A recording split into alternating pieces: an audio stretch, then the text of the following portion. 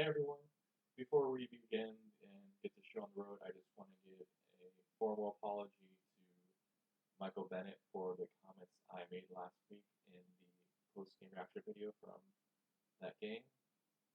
I said some things that were pretty harsh about him as a person, and I came to my own judgment rather than looking at the facts first, and I just want to thank all the people out there for pointing it out, and I want to just try to be better in each and every week that I do this, and I have taken the advice that I was given, and I'm going to do better.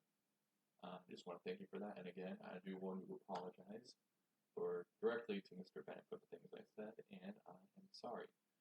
Now, with that out of the way, let's go ahead and get into the Eagles versus Jets post-game show. This win puts the Eagles at 3-2 and tied with Dallas for the best record in NFC East, though it seems that Dallas has the tiebreaker. The final score of the game was 31-6. And just before we get into the pros and cons of this game, we're going to mention a few players here. Of course, Carson Wentz, he was 17 for 29, had a 59% completion percentage, 189 yards, and a single touchdown. Jordan Howard was the dominant running back of our two running back headed duo with 13 carries, 62 yards, which averages out to 4.8 yards per carry, and a single touchdown.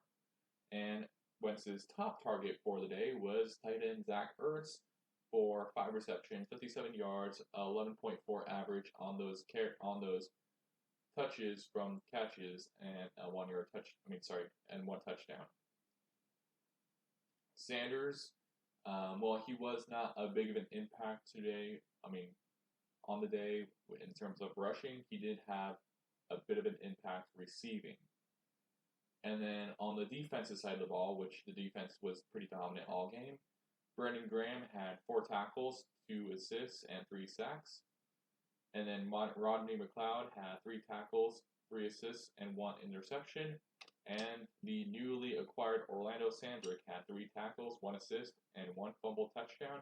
It's also worth noting that another defensive player, Nate Gary, had a pick 6.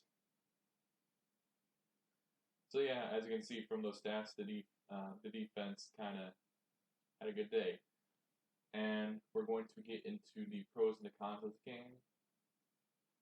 And we're going to go ahead and do the cons first because I want to kind of end things on sort of a high note, and you just got to peel off the cons like a Band-Aid. And without being said, let's go ahead and talk about it. The first one is that Sanders was stuffed overall, so the 2 running back attack wasn't nearly as effective this week. And then the other one, I guess all of these are going to be pertaining to the offense on these cons, I should say, because the offense did play a pretty lackluster game this week. There were here's the second one, was that the offensive penalties prevented some big plays and put us in pretty much situations where it's kind of like we're forced to punt, like we're talking about very difficult conversions, like 3rd and 15s and that sort of thing.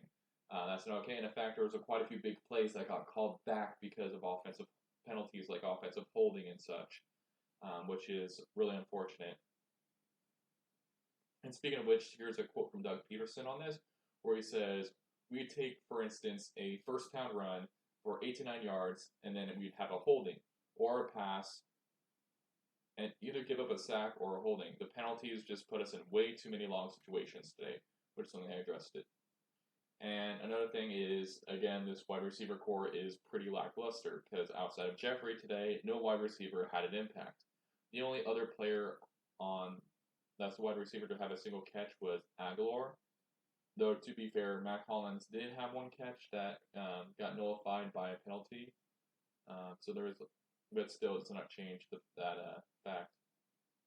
And this week, there was more dropped passes, which is super frustrating to see, and it's a problem that needs to be fixed and fixed fast. And also, it's more disappointing that the passing attack didn't do much this week when you're playing the Jets, who have the 21 ranked passing defense. And then the last point here is nothing to do with the offense, but there was a botched special teams play that ruined a shutout.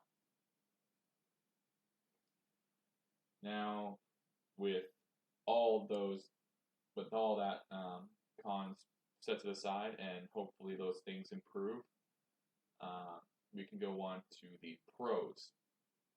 The Eagles today on the game, had 10 sacks. The Eagles had as many sacks as New York Jets had first downs, and this 10 sacks is tied for the third most all time in a game, though there's a very long list of teams that have done that. There were 2 interceptions in this game, and there was 2 defensive touchdowns too. And then they stuffed the running game as well, as Le'Veon Bell was held under 50 yards and 2.3 yards per carry. So the defense just went all out this game. The defense is just balling when they score. When they not only have as many sacks as the other team has first downs, but the defense themselves scores more touchdowns than the offense of the other team does. So it was a really awesome defensive effort. This is probably one of the best games from a defensive standpoint we have seen for the Eagles in a while. And also, one of the pros I will mention here for the offense is that Jordan Howard did have a good game. Even though it doesn't seem like it from only 62 yards, but I really liked what I saw from him this week. And then Carson Wentz did have moderately decent stats here. He didn't throw any interceptions, so that's good. However, we're going to go ahead and talk about what's next for the Birds. Up next, they are playing Minnesota, who are also 3-2, and this is a game that could have massive playoff implications down the road. So this is a must-win game. It's also in Minnesota, and also the Eagles are more than likely going to be without Deshaun Jackson, going off the reports. So it's going to be even more of a challenge. And the Vikings are the 10th ranked rush defense, the 5th ranked pass defense, and the 4th best defense in the league. So they are going to be very difficult. And if the struggles from this week continue, I'm going to be very worried about this matchup. And then in terms of their offense, they have the best 3rd rushing offense in the NFL and the 29th best passing offense overall, putting them at the 19th best overall offense. So it could very well be coming down to a defensive showdown, and it also the start of the Eagles' 3-game away stretch. Now, with that being said, the 31-6 win on Sunday was a pretty sweet win despite the frustrations of the offense, and hopefully they get better. And I want to hear what your thoughts were on this game, and if you agree, if you disagree, and also let me know what kind of improvements I should make to make this better, as well as a sort of name for the show thing. Unless we just want to keep it as post-game show, I'll leave that up to you guys, and I want to thank you all for watching.